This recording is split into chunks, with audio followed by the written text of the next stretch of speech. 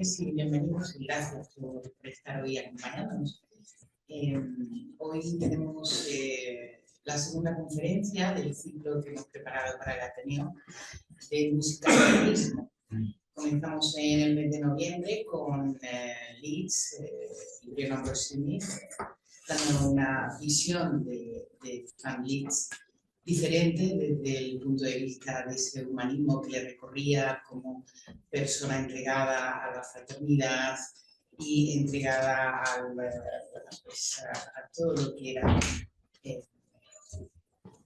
lo que suponía en su caso pertenecer a la masonería, y nos estuvo explicando cómo eso influyó su música y su forma de entender y vivir la vida. Vamos hoy con la segunda de tres, la tercera pues será por mayo, y tenemos la suerte de contar con una persona que nos va a deleitar con su visión y su explicación sobre un autor que por regla general es bastante desconocido, Arnold Schoenberg.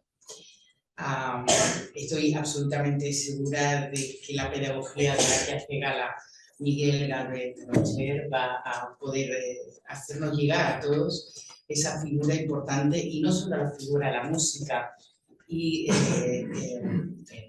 la forma de componer y de afrontar la música de finales del siglo XIX de una manera, pues era una persona autodidacta que se fue formando y que dio lugar o llegó a ocupar un lugar muy importante dentro de la música de la época, sino que al desarrollarse tanto la persona como su música dentro de una época convulsa, finales del XIX, principios del XX, un periodo entre guerras, la Primera y la Segunda Guerra Mundial, su condición de judío que vivió en Alemania, posteriormente emigró a Estados Unidos, de alguna manera, pues, como nos pasa a todos, ¿no? Influyó en todo aquello que hizo, compuso y desarrolló.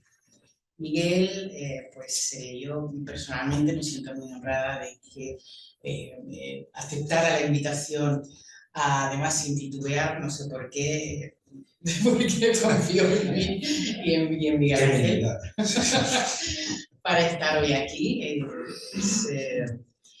Os cuento un poco. Miguel es licenciado en Música y Artes por la Universidad de Viena. Conoce bien el entorno y veréis que es un placer escucharle hablar de su vida. Además, como compositor, es un compositor que ha sido interpretado por las principales orquestas españolas, la Sinfónica Radio y Televisión Española, Orquesta Ciudad de Granada, entre otras muchas. Es profesor del Conservatorio de Granada. Además, compositor también es director, y su música, pues, como digo, no solamente por las orquestas, sino por diferentes ensambles que han podido difundir y llevar sus composiciones a lo largo y ancho del mundo. Es un lujo, de verdad, y un placer tenerlo aquí hoy con nosotros. Y bueno, ya voy a dejarlo porque voy a darle paso a Miguel Ángel Acebo. Miguel Ángel Acebo es pianista. Es también profesor del Conservatorio de Toledo y un gran amigo, y es también otro que se ha dejado engañar por mí para que estuviera hoy aquí, porque no solo como pianista igualmente es uno de los grandes, sino que tiene un amplísimo conocimiento, una cultura muy vasta sobre la música contemporánea y sobre la obra de Miguel, que me consta que son amigos personales, ¿no?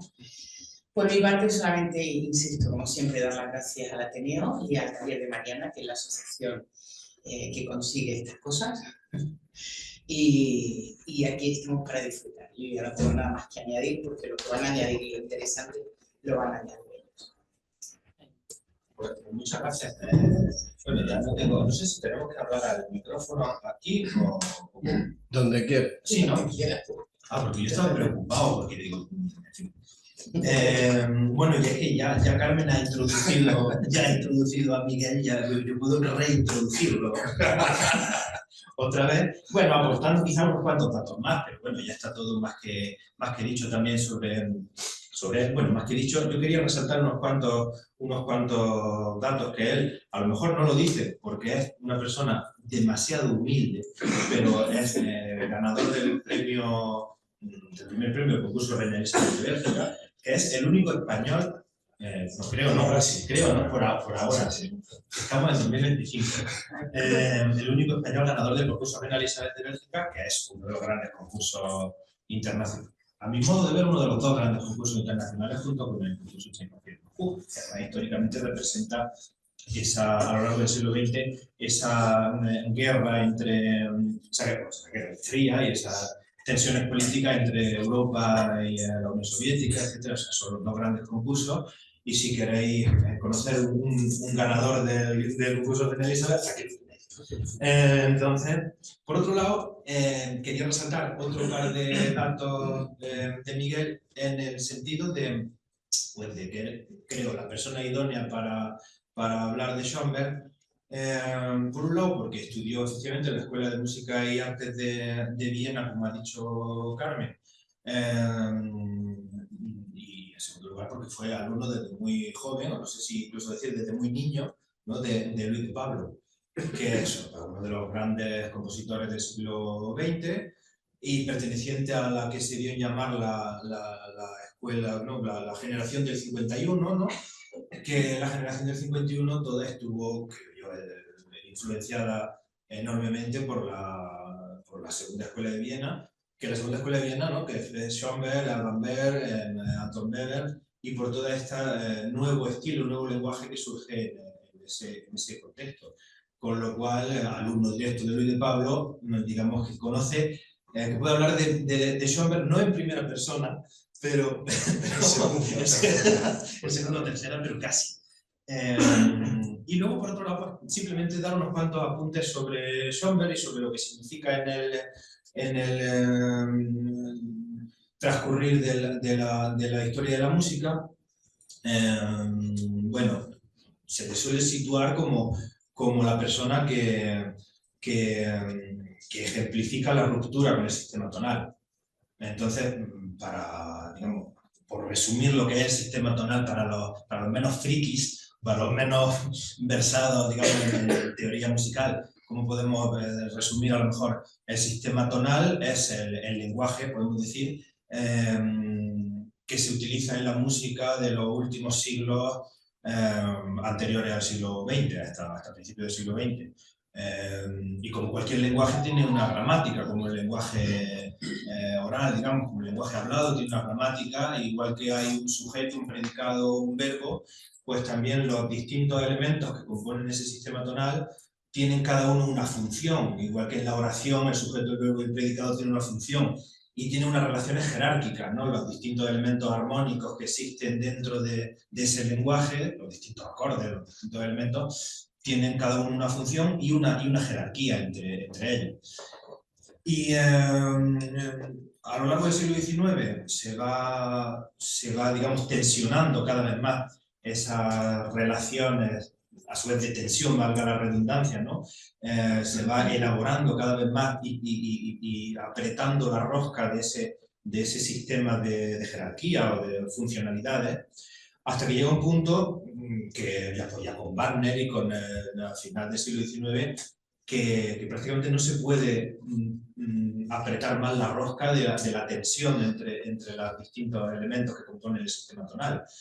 ¿Y qué pasa cuando se aprieta una rosca ya demasiado? Porque la rosca se pasa.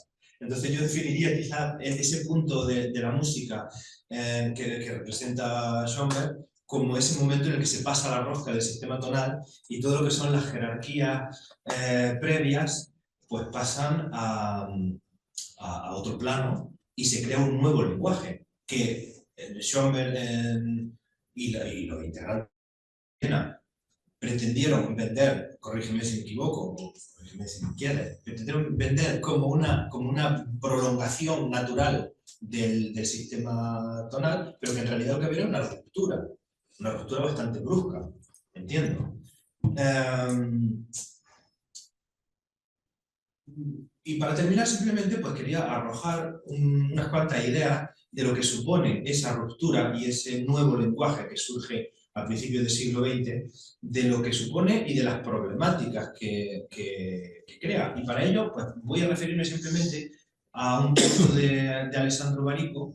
Alessandro Barico es crítico musical y escritor, ensayista italiano, y en su texto El alma de Hegel y las vacas de Wisconsin, alude a lo que se da a llamar la música contemporánea, llamado música contemporánea, pero estamos hablando de música de hace más de 100 años, se sigue llamando música contemporánea.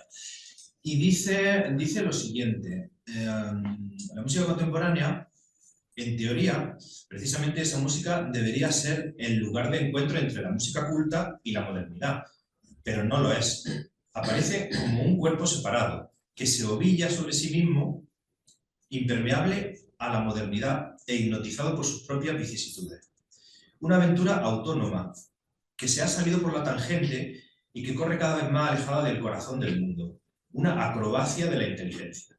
Un exilio apartado sobre el que se puede especular mucho y solo afirmar una cosa con certeza. Es un exilio, sobre todo, de la modernidad. Ahí es nada. Entonces, pues, y luego, bueno, viene a fechar incluso, bueno, viene a fechar ese inicio del nuevo lenguaje en el Opus 11 de Schoenberg concretamente. Bueno, en fin. Lo cierto es que una música quizás deliberadamente hermética y que tiene quizá una relación con el entorno social y político. Sí, seguramente eso vamos a tratar. Exactamente. No quisiera pisarte la conferencia, pero sí quisiera abrir una serie de melones para que tú los cierres. Intentaremos cerrarlos o directamente lanzarlos hacia el vacío. Porque efectivamente este momento ofrece una problemática de la que tú puedes hablar, si quieres, o puedes hablar de otra cosa completamente diferente. Quizá sí, pueda cambiar de tema radicalmente. No, porque esa ruptura de la jerarquía y esa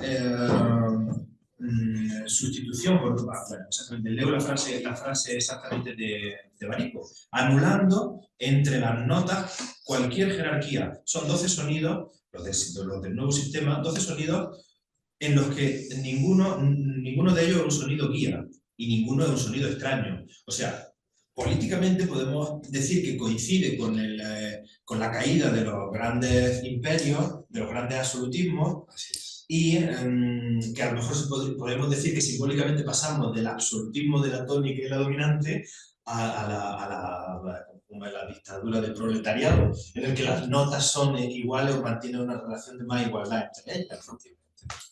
Y por otro lado, en la medida en que Barico dilapida un poco este nuevo lenguaje, podemos hablar de un fracaso, según él. Según claro. El libro, digamos, está basado en el supuesto fracaso. En el supuesto fracaso, exactamente, como música que representa la modernidad. Pero que a su vez representa el triunfo del racionalismo sobre el romanticismo anterior. Es decir, no sé si se puede extraer la conclusión de que de alguna manera las filosofías positivistas y el racionalismo de siglos anteriores de alguna forma fracasan o están esperando un nuevo advenimiento de nuevas tendencias del pensamiento, donde ya vienen los franceses que tratan la irracionalidad, y viene Freud también, del que no sé si había oído alguna idea por ahí, viene otro tipo de tendencias distintas. Dejo todo ese melonar de par en par. Perfecto. Para que tú... Vamos a ver si lo podemos conseguir. Sí. Pues nada, muchas gracias, Miguel Ángel. Y muchas gracias a Carmen. Muchas gracias por invitarme. La verdad es que fui bastante temerario y dije de que sí es rápidamente. Y bueno, me lancé al vacío también. Afortunadamente. Sí, muchas gracias. Bueno, como han dicho, esta conferencia de Schoenberg y el humanismo en Viena, en esa época de cambio de siglo, entre el XIX, siglo XIX y el siglo XX, tiene mucho que ver vitalmente conmigo también. Como han comentado ya, independiente, aparte de que estudié con Luis de Pablo, yo desde muy pequeño ya, desde finales de mi infancia y principios de la adolescencia, tuve, pues un nivel intelectual con la obra de Schoenberg. Cosa extraña, pero recuerdo que en un viaje de fin de curso de la EGB o que fuimos a Inglaterra, yo me había comprado las 5 piezas para orquesta de Schoenberg, que me las llevé. O sea, me encantaba y siempre me ha gustado mucho Schoenberg. No digo que sea el compositor principal o más importante o que más me haya influido, pero es verdad que me ha acompañado siempre. Y no sé si tuvo que ver, pero me fui a estudiar a Viena con 19 años. Estuve allí 5 años en Viena, aparte de haber ido después otras veces. Estuve viviendo de manera continua todo ese tiempo y es verdad que, claro, Viena también es una parte muy importante de mi vida, para bien, para mal. Y entonces esta conferencia tiene mucho que ver con mi vida. Como han dicho ellos, es un poco incluso parte de lo que yo soy, de lo que me ha creado. Bien, de todas maneras, Miguel Ángel ha hecho una introducción más basada o más enfocada a lo que es digamos, la ruptura musical que propuso Schoenberg, que él lo llamó el dodecafonismo como sistema. Ahora después veremos un poquito de qué se trata, pero no quiero tampoco hacer una conferencia demasiado técnica musical, ni que fuera para un conservatorio, para una universidad, sino que voy a intentar enmarcar a Schoenberg en un momento fundamental de la historia, yo diría que de la humanidad, no solo de Europa, que es esa Viena entre finales del siglo XIX y sobre todo hasta poco después de la Primera Guerra Mundial, del final de la Primera. Por otro lado, también elegí este tema, porque aunque hemos llegado un poco tarde, porque estamos en 2025, pero el ciclo empieza en 2024, se cumplen 150 años del nacimiento de Arnold Schoenberg también. Pero yo tenía ganas también de hacer algo de Schoenberg, fue un concierto. Nosotros estrenamos el Pierrot Lunaire, el Auditorio Manuel de Falla no hace tanto, también con Miguel Ángel, dirigí el concierto aquí en el Auditorio Manuel de Falla. Y de alguna manera, pues volver a hacer un homenaje a creo que una personalidad tan importante como fue la de Schoenberg. ¿En qué mundo? Vamos a ver un poco, ¿en qué mundo es en el que nace Schoenberg? Schoenberg nace en 1874. Otra cosa que a mí me gustaba de Schoenberg, a veces son tonterías, es que cuando yo me enteré de la existencia de Schoenberg, como yo nací en 1974, dije, pues un tío que ha nacido 100 años antes que yo, qué chulo, ¿no? Son como 11 o 12 años.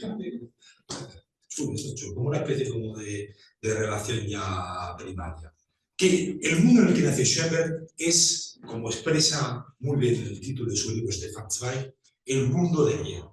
¿Vale? Es un mundo, el imperio austrohúngaro, el imperio de los Habsburgo, de la monarquía de los Habsburgo, un mundo pues que tenía una parte decadente, pero una parte también muy positiva, y que era el imperio austrohúngaro tenía un cierto carácter de libertad. Es decir, era un sitio donde había sentado las bases para que se pudiera desarrollar un cierto espacio de libertad. Pero al final ese es el mundo. Es el mundo, por ejemplo, que escuchamos todos los 1 de enero de la Filarmónica de Viena cuando hace los valses. Yo tengo un poco amor-odio a ese concepto, ¿no? Y pues creo que un poco lo que les pasaba a todos estos jóvenes que inauguran esta etapa. Stefan Zweig, en su libro El mundo de ayer, habla de ese viejo tiempo de certidumbres, de seguridad. Era un tiempo donde la gente tenía claro todo, donde había una absoluta seguridad de la vida. Una época dorada, habla él, que llega a su fin. Stefan Zweig escribió este libro poco antes de suicidarse junto a su mujer y se publicó póstumamente la novela. Escribe Stefan Zweig un par de párrafos que creo que son muy impactantes del libro. Dice: y es que me he despojado de todas las raíces, incluida la tierra que las nutre, como posiblemente pocos han hecho a lo largo del tiempo. Nací en 1881, en un imperio grande y poderoso, la monarquía de los Habsburgo, pero no se molesten en buscarlo en el mapa. Ha sido borrado, ya no existe. Me crié en Viena, metrópoli 2 veces milenaria y supranacional, donde tuve que huir como un criminal antes de que fuese degradada a la condición de ciudad de provincias alemana, con el nazismo, evidentemente. En la lengua en que la había escrito y en la tierra en que mis libros habían granjeado la amistad de mis lectores, mi obra literaria fue reducida a cenizas, de manera que ahora soy un ser de ninguna parte, forastero en todas. Eso que quiere decir Stefan Zweig lo podría haber escrito Arnold Schoenberg perfectamente. Y muchísimos otros intelectuales, artistas, científicos de la época. Dice además, precisamente en los últimos años, a semejanza de lo ocurrido en España antes de su ocaso igual de trágico, se lo pone, lo de España, el judaísmo vienés había sido muy productivo en lo artístico, aunque en absoluto de forma específicamente judía, sino expresando con la mayor energía, por un milagro de compenetración, todo lo típicamente austríaco y vienés. Goldberg, Mahler, Schoenberg se convirtieron en figuras internacionales de la creación musical. Oscar Strauss, Leo Kalman hicieron florecer de nuevo la tradición del vals y la opereta. Hofmannsthal, Arthur Schnitzler, Per Hoffmann y Peter Altenberg elevaron la literatura vienesa al rango europeo, hasta un punto no alcanzado ni siquiera por Grünparzer y Stifter. Sonnenthal y Max Reinhardt recuperaron la fama de la ciudad del teatro. Freud y las grandes autoridades de la ciencia atrajeron las miradas del mundo hacia la celebérrima Universidad de Viena. Por doquier pintores, directores artísticos, arquitectos, periodistas, los judíos aseguran posiciones elevadas y eminentes en la vida intelectual de Viena. Entre ellos, Schoenberg, del que hablamos. Dice en el estreno de una obra de Schoenberg a la que asistió. Fui testigo de cómo, después de que un señor del público mostró su desaprobación, con un sonoro silbido, que era lo habitual en los estrenos de Schoenberg, sobre todo después de 1911, mi amigo Buschbeck le propinó un bofetón no menos sonoro. En todas partes constituíamos la avanzadilla de choque y la vanguardia de todo tipo de arte nuevo porque queríamos cambiar el mundo, porque lo hacíamos nosotros, a quienes ahora tocaba el turno de vivir nuestra vida, porque sentíamos que nuestra res agitur, que era su negocio, su vida, que estaba en juego. Esto lo que había escrito cualquiera de ellos, una generación joven que necesita romper con la burguesía. Esa burguesía tendría sus cosas buenas, era muy estable, era muy segura, tenía muchas certidumbres. Pero esta era una generación joven que quería luchar por una nueva sociedad y por una nueva manera de entender todo, la ciencia, el arte, todo. En este grupo de personas también tenemos al importantísimo, al escritor austríaco que también tuvo que exiliarse, que era de Klagenfurt, Robert Musil. Robert Musil escribió una novela que tituló El hombre sin atributos, en la cual él entra, digamos, un poco en la crítica, un poco más sarcástica a esa Viena imperial de la que hemos hablado, a esa Viena, digamos, anterior, en la cual él la llama, a esa Viena la llama Cacaña. Cacaña, ¿por qué? Porque la Viena anterior, la Viena de los Habsburgo, se llamaba Königlich und Kaiserliche. ¿Por qué? Porque esa Viena era de dos reinos, era de un reino y de un imperio, digamos, Königlich por Hungría y Kaiserlich por Austria. Y Caca, por tanto, era el imperio de Cacaña, pues el imperio que era como del popó, de la caca de los niños, no se le decía, te has hecho caca, ¿no? Entonces un poco como ahí intentando hacer una crítica un poco simpática, ¿no? Este modernismo vienés de cambio de siglo es un poco, yo diría que es un poco como la infancia de nuestro mundo actual. No existiría el mundo que tenemos hoy en día sin la Viena de cambio de siglo. Pero en nada, ni en la ciencia, ni en la tecnología, ni en el arte, ni en la literatura, en nada. Fue un momento fundamental para lo que somos hoy en día como sociedad y en la globalización.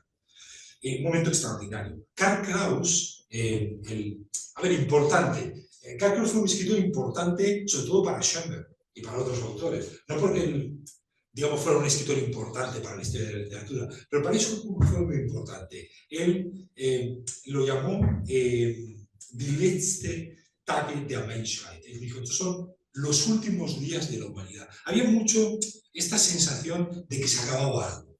Se acababa una Europa, se acababa una manera de entender la vida y que estaba empezando algo nuevo en lo que quizás todavía estamos en 2025. Pero eso nuevo que empezaba era algo que ellos sentían que estaba pasando. Esta tragedia que escribió Die letzte Tage der Menschheit, los últimos días de la humanidad, fue un poco en reacción a la Primera Guerra Mundial. ellos sentían que se acababa algo, que esa Primera Guerra Mundial, esas guerras mundiales estaban, después vino la Guerra Civil Española, después la Segunda Guerra Mundial, estaban como acabando con una manera de entender la vida, con un modo de vida. Aquí, las diapositivas, digo por ver un poquillo, podemos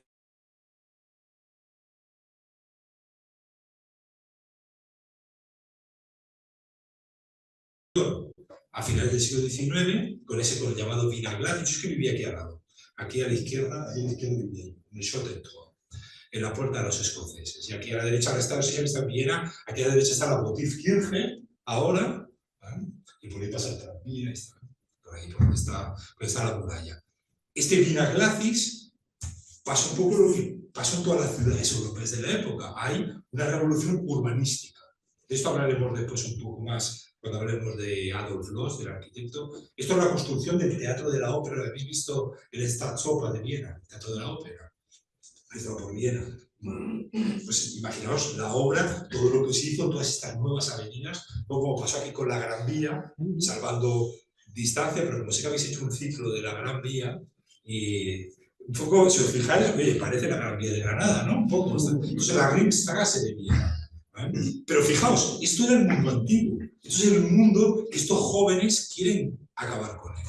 Es decir, siendo que parece una cierta modernidad, es un estilo urbanístico y arquitectónico que hoy se les aparece anacrónico, se aparece ya como anticuado.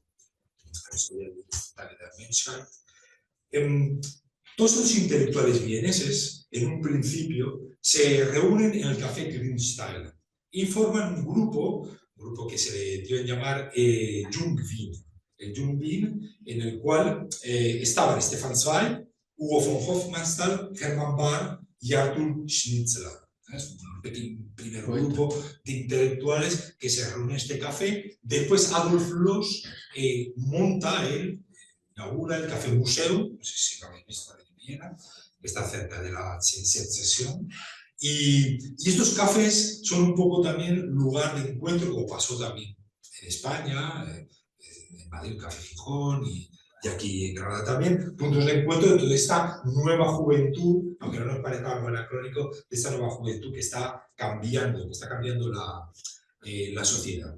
Claro, como comentaba Miguel Ángel, a veces son los cambios, esos artísticos, tienen que ver con la decadencia, con este cambio, pues muchas veces no. Como comentaba Miguel Ángel, muchas veces sí. En la música, el hecho de que apareciese la tonalidad y el dodecafonismo es más bien un cansancio de todo ese siglo XIX, con Wagner, con Berlioz, o con compositores, Liszt, etc. Más un cansancio que tenga que ver con algo tan social o político. Es decir, muchas veces los artistas van por otro lado. Si yo tengo que todo el mundo está pintando y componiendo de la misma manera, yo necesito hacer un cambio, necesito hacer otra cosa. Entonces, en ese sentido, es verdad que el dodecafonismo de Schubert nace más como agotamiento del sistema tonal que había reinado desde Monteverdi, desde 1600, que como fruto de que, oye, a ver, sí, ha caído el imperio de los Habsburgo, voy a componer diferente. Muchas veces no tiene nada que ver, otra cosa es que les influyera poderosamente en sus vidas, en muchos sentidos.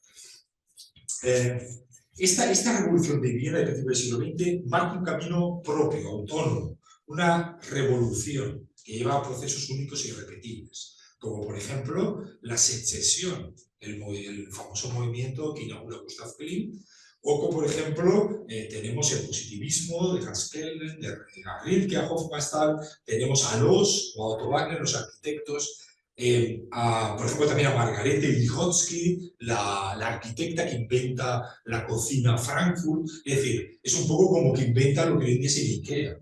Es decir, esa modernidad estaba ya ebulliendo en ese momento. Pero claro, ¿qué pasó en Viena en esa época para que surgiera toda esta eclosión de movimientos? Viena tenía muchas cosas. Por un lado, lo que decimos, una cierta libertad, porque el imperio de Habsburgo no se metía mucho en la vida de la gente. Era, por ejemplo, haz lo que quieras, y sirvió para que estos jóvenes pudieran desarrollarse artísticamente, aunque hubiera una contestación del público, del que iba a ver una exposición qué cosa más extraña has hecho, ¿no? Abstracta, o el concierto, o le silbaron a Schoenberg, pero no había problemas en el sentido de desarrollarte, de esa cierta libertad. También es verdad que Viena o Austria adolece un poco de lo mismo que España, de una falta de generosidad con sus artistas, con sus científicos. Se parece un poco a Austria en eso de, bueno, siempre mejor lo de fuera y lo de aquí se da menos importancia. Eso muy bien también, nos parecemos mucho a eso. Pero es verdad que ese cambio de paradigma de los jóvenes tuvo mucho que ver en el sentido de tener una libertad artística absoluta, del arte puro, de que el arte fuera algo desinteresado, que no tuviera una utilidad. En eso, la verdad es que hemos evolucionado bastante, porque hoy en día, especialmente en la música moderna, lo que prima es la utilidad.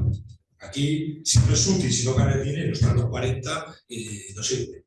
Entonces, o estás en un, como pasa con la contemporánea y con otros estilos musicales, estás en una especie como de gueto, ¿no? Ahí que va muy poca gente, 4 gatos a escucharte, y con eso te complaces. Pero es verdad que estos nuevos artistas científicos de Viena querían un arte puro, desinteresado, que no tuviera una utilidad práctica. Y eso es muy importante también. Que no tiene un sentido comercial. Esta libertad, esto desinteresado, claro, ¿cuándo tuvo su primera prueba de fuego?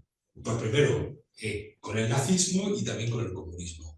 Estos dos regímenes totalitarios vieron un problema en estos jóvenes, con lo cual ahí prácticamente se prohibió cualquier tipo de arte, tanto con el arte de Kunst, con arte degenerado en el nazismo, como de otra manera también en los regímenes comunistas. Bien,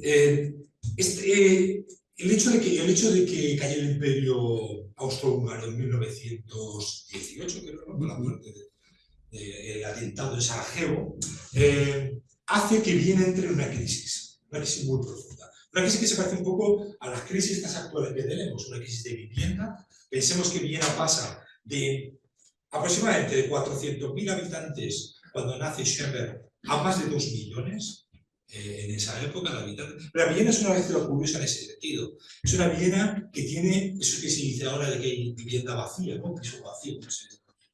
Allí tú vas y prácticamente media ciudad está vacía.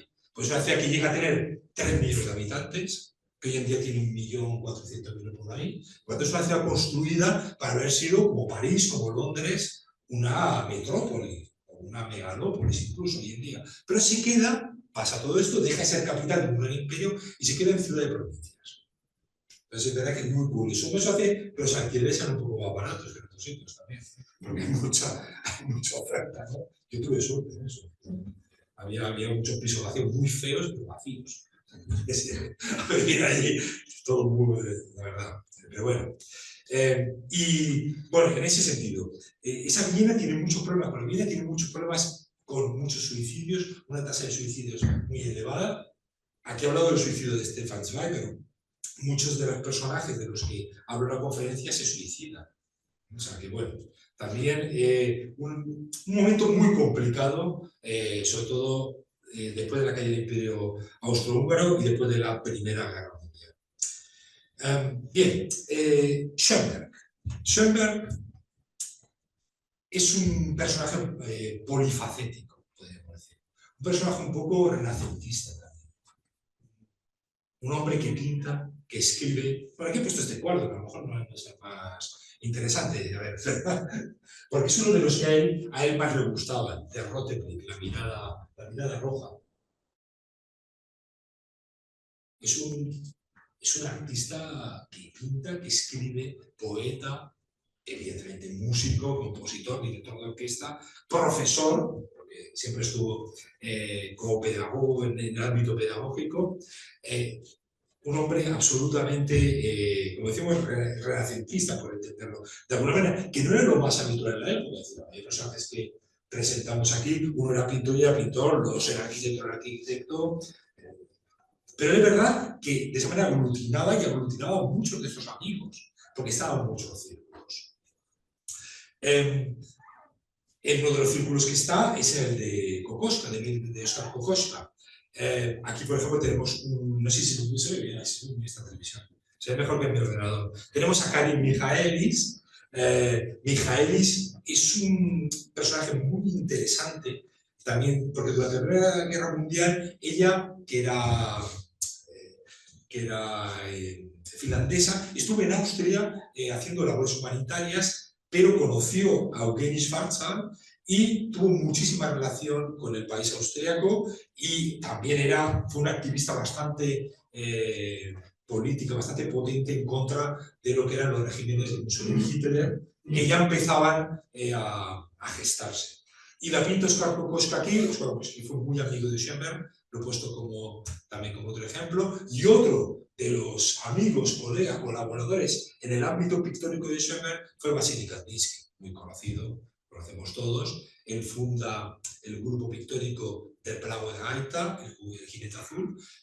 Este es el cuadro de Kandinsky que digamos representa a ese grupo, y Schoenberg forma parte de este movimiento expresionista que nace entre 1908 y 1914 en Múnich, en el cual estuvo Vasily Kandinsky, estuvo Franz Marc, estuvo Paul Klee también. Paul Klee es uno de mis pintores preferidos, al que le he dedicado varias de mis obras, y Schoenberg aporta textos a una exposición colectiva, para la cual compone una pequeña obra, una miniatura. Yo creo que es una obra muy importante en el sentido de de 1911, además sale mucho esa fecha. Otra cosa es que pensemos que realmente la música tonal nace ahí, pero bueno, es una fecha muy importante, se va a repetir mucho. Esta obra Herzgewächse de Schoenberg es muy curiosa por muchas razones, por la instrumentación, que está... Bueno, la obra que se considera una de las primeras obras atonales. No quiero entrar mucho en cuestiones técnicas musicales. Cuando hablamos de una obra atonal, estamos hablando de una obra en la cual yo, conscientemente, yo adrede, intento que nada suene tonal. Nosotros sabemos todo lo que es tonal, con Mozart, Beethoven, Brahms, tonal, ¿no? ¿Sí? Alejandro Sanz, tonal, ¿sí? Que hay acordes de tónica, que nos suena muy bonito todo, ¿vale? ¿Sabes? Eso es tonal, ¿sí? Entonces yo digo, yo adrede voy a hacer que nada suene así. Oye, que algo me suena algo tonal, bueno, cambio, esto no puede ser, voy a cambiar. Y el atonalismo, digamos, es un prueba-error, ¿vale? ¿De acuerdo? No hay un sistema, no hay un lenguaje. Sino que yo lo que estoy haciendo es, yo evito otro lenguaje. Es como si yo quisiera hablar en español, pero cambiara todas las palabras. Y yo qué sé, esto que hacen los niños de hablar a lo mejor, todas las palabras al revés, estos de idiomas inventados, ¿no? Que se hacen en los juegos, ¿no? Mi niño, por ejemplo, tiene, con un amigo, tiene un idioma inventado. Ellos hablan. Pasa que ya han empezado a codificarlo, digo, ya si lo codificáis, ya empieza a no ser tan inventado, ya se empieza a tener gramática y todo, ¿eh? Pero bueno, algo así, lo que hacen Schoenberg, Berg, Weber y otros compositores de la época, en el sentido de que yo voy a componer algo y evito que suene en nada tonal, ¿de acuerdo? A ningún acorde de esos que conocemos, ¿vale? Cierto, un piano aquí, si te un piano, otro día con piano. Y esta obra es muy curiosa, esta Herzgewächse, por eso lo primero, porque yo evito la tonalidad a toda costa, pero también por la instrumentación que tiene. Como decimos, que una instrumentación que a poca gente se lo hubiera ocurrido en la época, con una soprano, con una celesta, con un arpa. ¿Quién componía para soprano, celesta y arpa? Después ha sido algo habitual en la música contemporánea, ¿no? Este tipo de formaciones, pero que a alguien se le ocurrió, porque para esto puede ser, la verdad, bastante curioso. Vamos a escucharla, y creo que es muy corta, son 3 minutos, yo creo que podemos escucharla, ¿no? ¿Suena?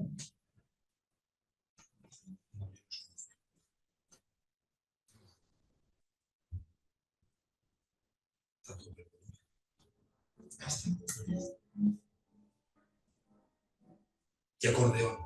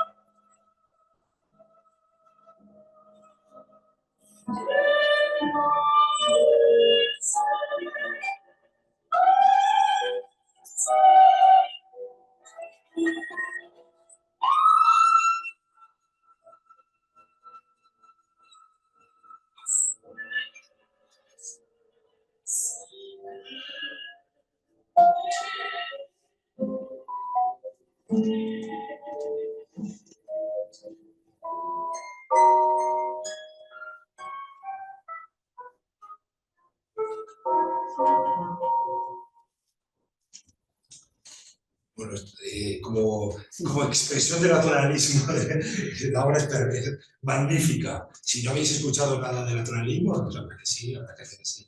Quien no haya escuchado nada, creo que es perfecto, un ejemplo perfecto, hay que sí, del público, gente que ha escuchado naturalismo. Los que no, es un ejemplo perfecto de esta nueva música que aparece en este libro. Vamos a poner 1911. Porque aquí Schoenberg tiene algunas obras inconclusas de antes, las cuales ya empieza a probar. Pero voy a decir que este es un momento de cambio radical. Pero Schoenberg no siempre compuso así. Empezaba en 1911, tenía... ¿Cuántos años tenía Schoenberg? 37, ¿no? 37. Era una persona madura que llevaba mucho tiempo en esto. No compuso siempre así.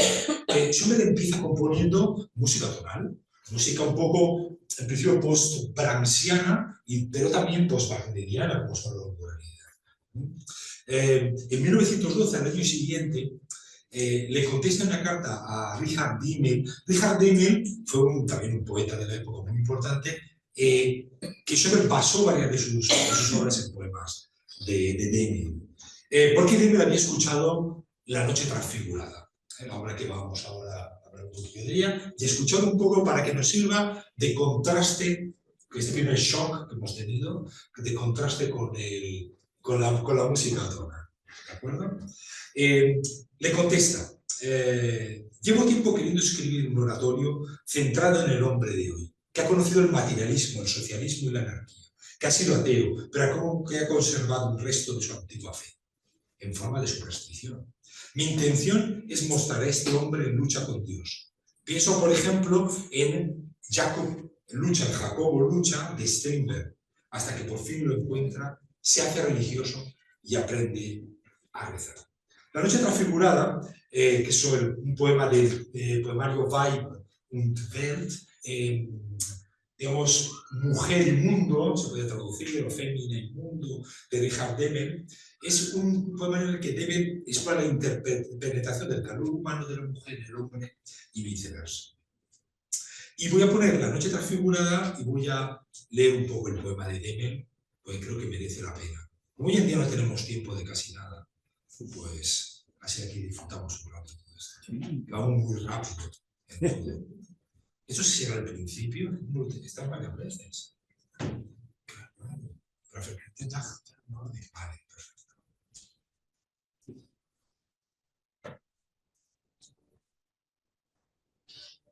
Dos tipos cruzan una fría y desnuda arboleda. Ambos observan cómo la luna que los alumbra planea sobre los altos robles, y una sola nube enturbia ese cielo, en cuya luz se funden las negras copas. Se oye una mujer decir: llevo en mi seno un hijo y no es tuyo, contigo estoy yendo en pecado.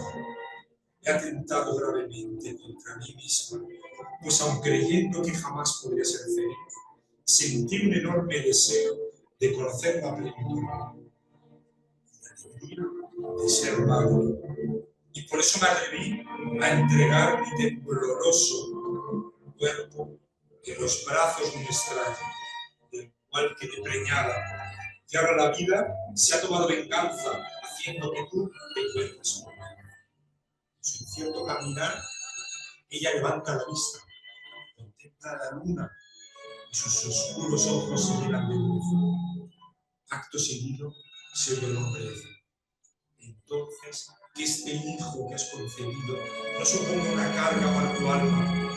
¿Acaso no ves cómo el universo resplandece? Bajo este esplendor navegamos en mundo sobre un gélido mar, mas una especial tibieza fluye de ti a mí y de mí a ti. Y esto transfigurará a este hijo de otro, y lo llevarás como si fuera mío, porque me has traído la luz y a mí mismo me has convertido.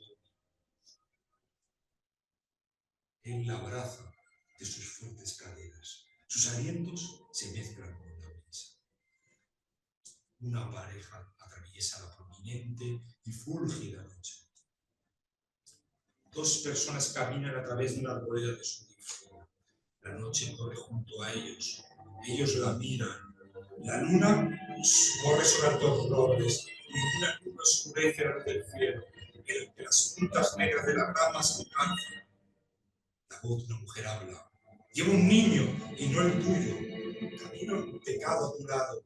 He cometido una gran ofensa contra mí misma. Ya no creía que pudiera ser feliz y sin embargo tenía un fuerte anhelo de algo que llenara mi vida, de las alegrías de la maternidad y del deber. Así que cometí una insolencia. Así que temblando permití que mi sexo fuera abrazado por un hombre extraño. Y además de eso me bendije por él. Ahora la vida se ha vengado, ahora te he conocido, oh tú, camina con un andar torpe, mira hacia arriba. La luna se mueve a toda velocidad, su mirada oscura se ahoga en la luz. La voz de un hombre habla: el niño que has concebido no sea una carga para tu alma. Solo mira qué brillante es el universo.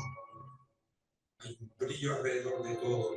Estás flotando conmigo en un océano frío, pero un calor especial parpadea de ti a mí, de mí a ti. Transfigurará el hijo del hombre extraño.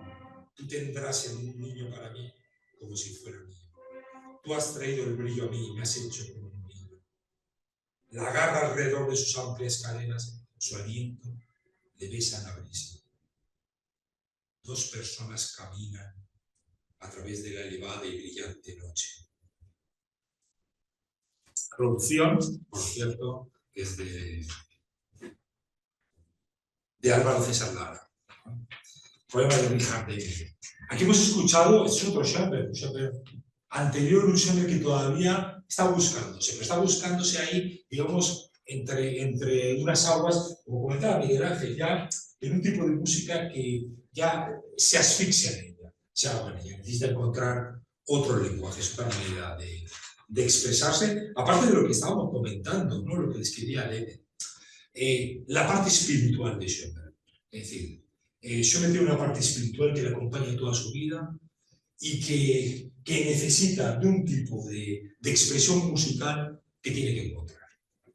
En ese sentido, otra obra muy interesante, además, yo creo que es una obra, no sé si se hace o no se hace, yo creo que no la hace prácticamente nadie. Está grabada aquí en Spotify, pero estos son de Richard Strauss, Opus 27, sí son, ¿no? Estos sí. Pero ¿qué es eso, estas canciones? Las canciones para coro mixto Opus 27. Comprobamos, vamos a escucharlo. Yo creo que sí.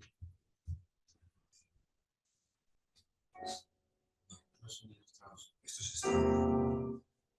Esto es Strauss. No pasa nada. Bueno, vamos a escuchar todo. Las 4 canciones Opus 27, se ve que, claro, estas son los últimos 4 canciones de Richard Strauss. Estas están impresionantes, estas las 4 finales de vida. Que es una maravilla también, que recomiendo mucho. De Strauss el bueno. Richard Strauss. No es de lo que también eran buenos compositores. Sí. Entonces, estas 4 canciones que prácticamente quedan como una obra inédita de Schoenberg hace muy poco, son muy difíciles. Estuve echando un vistazo para hacerlo con mi coro, aquí veo los representantes de mi coro, y dije, no, porque es que tan mal no me cae. O sea, no vamos a mirar. O sea, es tremendamente difícil la obra. Pero es muy importante estas canciones en el sentido de que, primero, de que Schoenberg escribe 2 de estas 4 las escribe él. Tenemos a Schoenberg escritor, a Schoenberg poeta, una que llama Inevitable, muy interesante, muy corto. Valientes son aquellos que realizan hazañas que van más allá de su valor. Todo lo que poseen es el poder de concebir su visión y su carácter que no les permitirá rechazarla. Si un Dios hubiera sido tan despiadado como para concederles un sentido de su situación, entonces no deberían ser envidiados. Y por eso son envidiados. Escribió de esos textos. Después también hay otro texto de unos cuentos chinos recogidos por Hans Bethke, de la colección La flauta china, y que también proveyeron poemas a la obra de Mahler. Todos conocemos a Gustav Mahler, ¿no? Supongo, en la canción de la tierra. Schoenberg, como sabemos, fue muy amigo de Mahler, aunque Mahler lo criticaba en algunas cuestiones armónicas y técnicas, pero Mahler es claramente un continuador de lo que inicia Mahler. Schoenberg es un continuador de lo que inicia Mahler. Pero lo que hablábamos de la espiritualidad de Schoenberg. En Schoenberg hay una búsqueda exhaustiva de Dios. Schoenberg, que era judío, como hemos comentado al principio con Stefan Zweig, pero como hablábamos también, los judíos en la Viena o en la Alemania de la época estaban totalmente integrados a la sociedad, ¿no? Eran uno más, un austriaco más, un alemán más. Schoenberg en esta lucha con Dios le dura como lucha hasta sus últimos días, como demuestran, por ejemplo, unos salmos que compuso en su último año de vida. Schoenberg, yo no me voy a ir mucho más allá del año 20 y poco, de finales después de la Primera Guerra Mundial, pero Schoenberg estuvo exiliado en Estados Unidos. Él vivió primero en Nueva York y después sobre todo en Los Ángeles. Por cierto, que se ha quemado la biblioteca de Schoenberg en Los Ángeles, se quemó el otro día los incendios. Sí, sí. Bueno, lo comentaba su hijo en el Instagram, no sé dónde que se había quemado todo. Es verdad que muchas cosas se habían llevado en el año 99 al Arnold Schoenberg Zentrum, al centro Arnold Schoenberg de Viena, se hizo en el año 99 cuando estaba allí. Se hizo un centro muy grande sobre Schoenberg, pero algunas cosas se habían quedado en Los Ángeles, en lo que era su casa. O sea, que era un desastre. Entonces, sobre ese último año de vida, verdad que Schoenberg en Estados Unidos compone 2 tipos de obras. Unas que son muy espirituales, muy enfocadas a su búsqueda de la espiritualidad, de Dios, de lo que él buscaba, y otras que eran muy para, digamos, un poco para el público norteamericano, para las universidades norteamericanas, para obras más fáciles. Le decían, esto yo hago más fáciles aquí, para que aquí se puedan entretenerse con buena música, aquí en Estados Unidos. Después sus obras como más serias, lo de la búsqueda. Dice sobre una carta que escribió a Hans Roswell: no hay nada que desee con tanto ardor, si es que aún puedo desear algo, como que vean en mí una especie de Tchaikovsky mejorado. No pido más, por amor de Dios. Que vean en mí un compositor que ha sido capaz de mejorar la música, eso es todo. Y luego, si es posible, que se conozcan mis melodías y que la gente las siga. Bueno, yo verdad que el otro día, no sé si sabéis que se hizo La Noche Transfigurada, se hizo en el Manuel de Falla, cuando fue, la semana pasada, el domingo, no sé si alguien fue, en los conciertos que hace la OCG de Cámara. Y yo después iba para casa y iba cantando el pero bueno, a ver, muy melódico no es, ¿no? Pero la pieza Opus 23 no lo hubieras cantado. No, por eso. Esta que acabamos de escuchar, o sea que, no sé, estos párrafos son un poco paradójicos de Schoenberg, ¿no? ¿Qué quiere decir con esto, no? Porque después, claro, después dice, pongo aquí, discutir esta cuestión con Miguel Ángel. No hace falta entrar, un compositor dice puede sorprender, pero un compositor que escribe para el público es que no piensa en la música, es decir, como una paradoja, es decir, yo no escribo para el público, yo escribo, me da igual al público si le gusta, si no le gusta, pero me dicen no que tararé mis melodías. Pero bueno, a ver, es verdad que es complicado, no estoy informado todavía, creo que lo único que es tararear, ¿no? Y solamente un poquito el Pierroni, yo lo estuve tarareando un tiempo también, pero es que es Sprechgesang. El Sprechgesang es un tipo de canto que inventó Schoenberg, en el cual es una especie de mezcla de cantar y hablar. Si no tenemos el Pierroni, no, vamos a ponerlo, si eso es muy rápido, ¿dónde lo busco? Espera, en búsqueda, Pierroni. Solo que escuchéis 10 segundos. Solo que escuchéis el Sprechgesang. Sí, busco. Ah, vale. Ese disco no es este. El Montestrunken. Sí. Este que es como estoy borracho por la mañana, ¿no? De la luna, estoy borracho de la luna. Es el primero, ¿no? Sí, estoy borracho de la luna.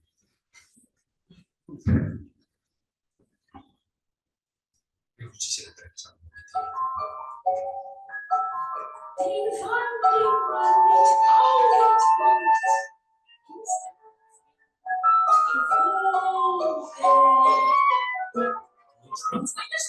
Que canta pero habla, ¿sí?